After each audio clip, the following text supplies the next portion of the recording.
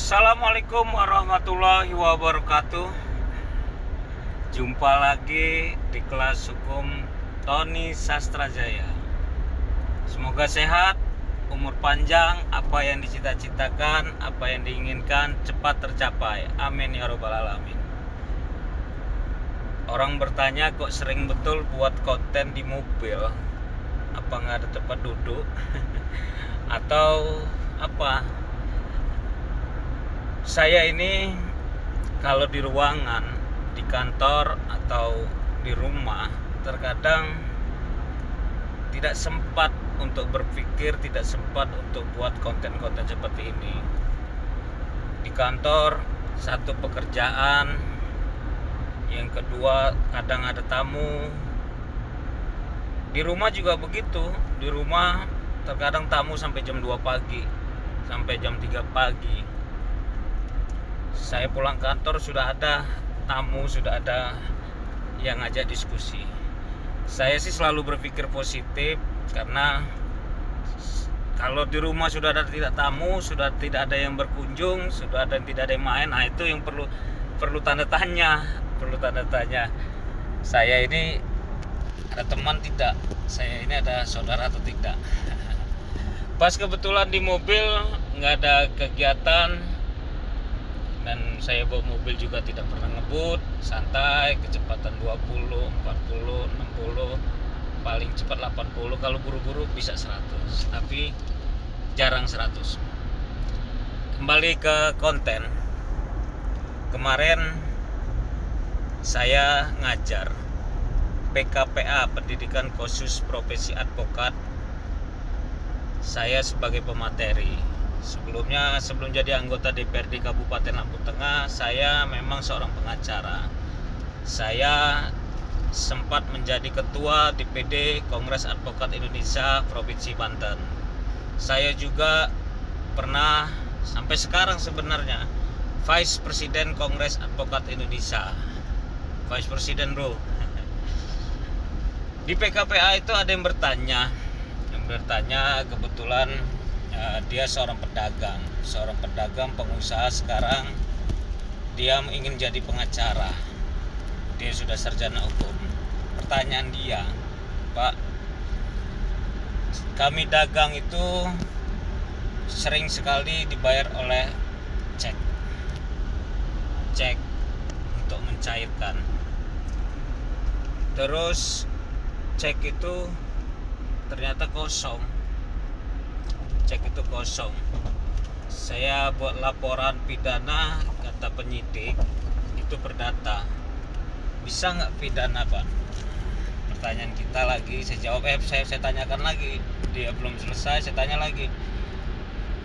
Transaksi melalui cek atau giro itu yang pertama atau yang sudah berkali-kali, atau yang kedua kali atau 3 kali? Ternyata yang sudah 3-4 kali. Yang pertama, kedua lancar, yang ketiga, keempat tidak lancar. Nah, kata saya, kalau begitu memang wajar kalau Bapak polisi, Bapak penyidik bilang itu perdata, karena jual beli, namanya jual beli itu keperdataan, bukan pidana, ranahnya bukan pidana. Bisa tidak pidana? Ya bisa saja. Salah satunya, yang pertama, kita somasi dia, bukan kita tanyakan bayaran, bukan kita tanyakan ceknya ini isinya uangnya mana untuk pembayaran ini, bukan itu. Kalau kita permasalahkan tentang ceknya, permasalahkan tentang jual belinya, ya perdata. Kita somasi untuk dia pulangkan barangnya, pulangkan yang pernah diterima dia sesuai jumlah, umpamanya baju berapa kodi, sesuai jumlah kodi. Nah itu kita minta pulangin. Jadi kita tidak ngebahas jual beli. Kalau kita ngebahas jual beli, perdata. Nah, kita arahkan penggelapan, kita arahkan penipuan. Tapi memang harus disomasi dulu. Dikatakan penggelapan, dikatakan penipuan, itu ada salah satu unsurnya bujuk rayu. masukin juga di somasi itu bahwa saya nitip barang ini, saya minta untuk dipulangkan karena bujuk rayu saudara, barang ini akan diambil oleh saudara dan akan dipulangkan dengan uang, diganti dengan uang. Itu bujuk rayunya, makanya saya percaya kalau saudara ambil barang ini atau saya titipkan barang ini. Nah, jadi masukkan bujuk rayunya, kita arahkan ke penggelapan. Jangan arahkan ke jual beli, jangan arahkan tentang cek kosongnya. Kalau dari pertama dia kasih cek kosong, itu pidana. Tapi kalau sudah terjadi 2 kali, 3 kali berhasil, pas yang keempat kalinya tidak berhasil, itu masuk pidananya. Nah, jadi unsur pidana seperti itu, perdata bisa jadi pidana, salah satunya itu, dan macam-macam. Ada lagi, kita cari lagi orang-orang yang dibohongin sama dia. Jadi bukan 1-2 orang yang dikasih cek kosong itu loh, bukan 1-2 orang. Kalau bisa banyak ada 3 atau 4 orang yang diperlakukan sama oleh satu orang itu ternyata beli di toko A, toko B, toko C sama, dikasih cek kosong semua. Nah, itu masuk unsur pidananya. Artinya dia memang ada niat menipu orang ya. Itu salah satunya. Ada juga tadi pagi orang bertanya, "Lo kamu anggota dewan kok jadi ngajar, boleh emangnya?" Itu juga ada pertanyaan, karena ada saudaranya seorang PNS tidak boleh ngajar. Boleh, TNI, Polri juga boleh ngajar. Kenapa tidak boleh? Tidak ada larangan seorang anggota dewan, seorang PNS, seorang TNI, Polri ngajar. Tapi kalau instansi TNI atau Polri harus izin atasannya, jelas. Kalau dia tidak ada izin, pasti tidak boleh, karena anggota TNI, Polri atau PNS mungkin ya. Kalau PNS saya kurang paham betul, tapi kalau TNI, Polri itu dia punya atasan, dia punya pimpinan. Kalau pimpinannya tidak mengizinkan, tidak bisa. Atasannya tidak mengizinkan, tidak bisa. Mungkin terkaitan dengan jaga, terkaitan dengan tugas dan sebagainya, itu mungkin larangannya. Kalau saya anggota dewan tidak ada. Saya mendapatkan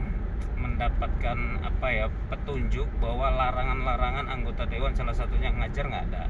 Tidak ada larangan ngajar. Kalau jadi PNS, jadi dewan, memang nggak boleh. Kalau dia seorang PNS, seorang advokat yang bukan, seorang pengacara yang bukan PNS juga tidak boleh. Nah, kok saya masih nerima klien? Saya hanya terima untuk konsultasi, boleh. Saya hanya terima untuk orang minta pendapat, boleh. Yang tidak boleh itu saya beracara.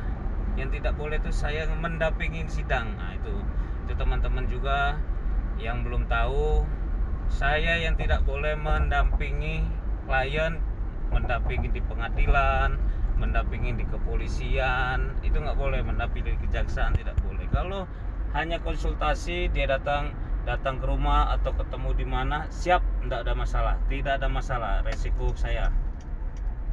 Jadi tidak usah khawatir, saya juga sudah saya pelajari, sudah saya pertimbang-timbangan. Tidak boleh juga saya sembarangan sembrono. Dari Demokrat, Tony Sastrajaya, AHY Presiden 2024, Demokrat bersama rakyat, Demokrat kuat. Assalamualaikum warahmatullahi wabarakatuh. Tabik pun.